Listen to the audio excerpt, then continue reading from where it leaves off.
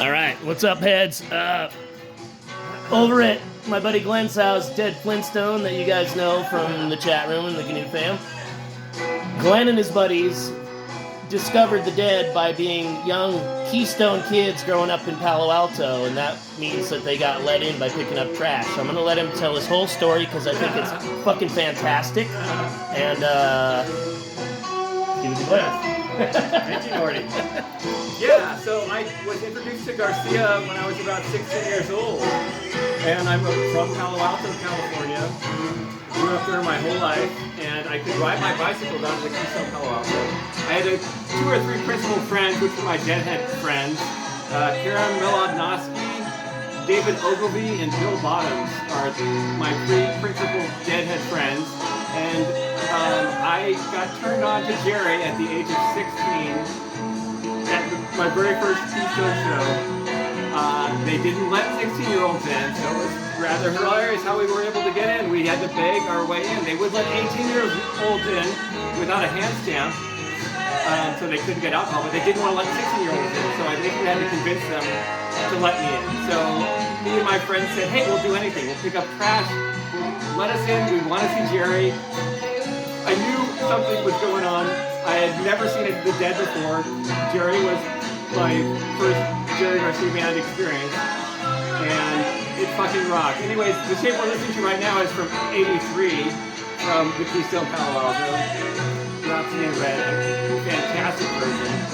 Anyways, I'm so grateful to know all of the GNUs and so happy to be interviewed by Nordy here. So what was the first, how did you convince the person to let you in? Was it somebody who worked there all the time, the first person? It was just a regular guy that worked there, that was not the bartender, just like a stagehand guy, and we became friends with him and suggested, we'll help you out.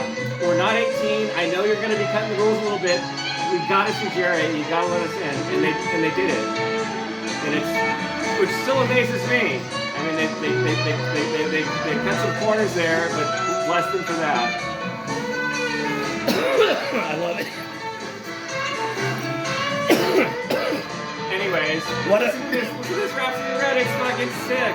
My brain was fucking high on a lot of pot and some psychedelics. And when I heard this, it changed my world. It literally changed my world. I was forever a convert into the Grateful Dead realm. Now, there, I wasn't going to go to the local school, Stanford. I went to UC Santa Cruz because I was such a Deadhead. So now, okay. Also, Jerry was what you didn't even know much about the Dead when you got turned on to Jerry, and then you kind of found out about the Dead after Jerry. Is that correct? That's correct. Yes, I love it. Yeah, it was the first thing I ever heard was like Cats Under the Stars or Jerry's first record with the wheel on it. And I hadn't heard any Dead for the first 3 or 4 months. I didn't know what the Dead were. But then I found out, the Dead play Frost Amphitheater in town as well. Which of course was a wonderful find. You just went and saw Jerry because they would let you in. Yes. And it exploded from there. Exactly. That's a great origin story. I fucking love it, dude. I consider myself so lucky to be 16, my first show was 16, 17, 18. Those were my first 3 years. Keystone Palo Alto was the place. We're listening to it right now. And this is how I got introduced to Jerry. And I love Jerry, and I love the band, and I love everything Dead related. I love Nordy, and I'm so glad everyone's here.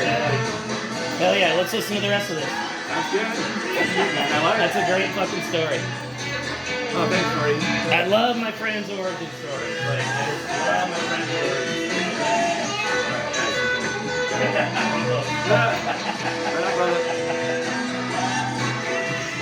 This is Dead Rock. We're at Dead Glenn's Rock. house. Glenn's house. Dead Flintstone here. Love all you GNUs. Hope to have a party here with you soon.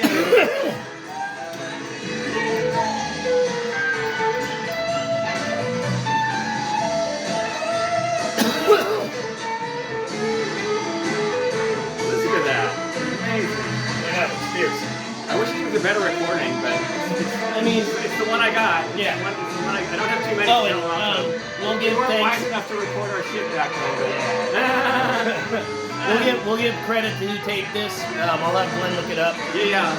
And then you can find the version. We'll give the link to the version. There's probably various versions out there.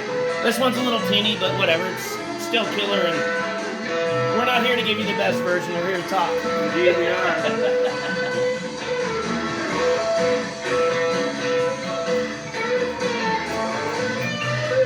Such a ripper. Such a ripper.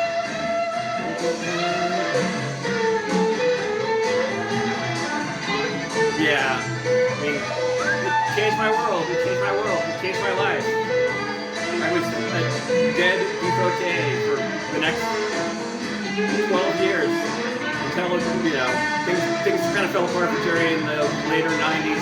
Well, I mean, up to 95, of course. Things were beginning to fall apart. So wasn't that into the 90s, but man, did I do the 80s. I did so much in the 80s, mainly in California. Berkeley, Big Theater. Me too. San Francisco Civic. Oakland Auditorium. Sacramento Cal Expo. Ventura, California. Greek Theater. Frost Amphitheater. That was my domain. Those were my stomping grounds. I'm so lucky. I'm so grateful. Gratefully dedicated. Me too. Right on, Nordy. Thank you. Yeah, G. All right.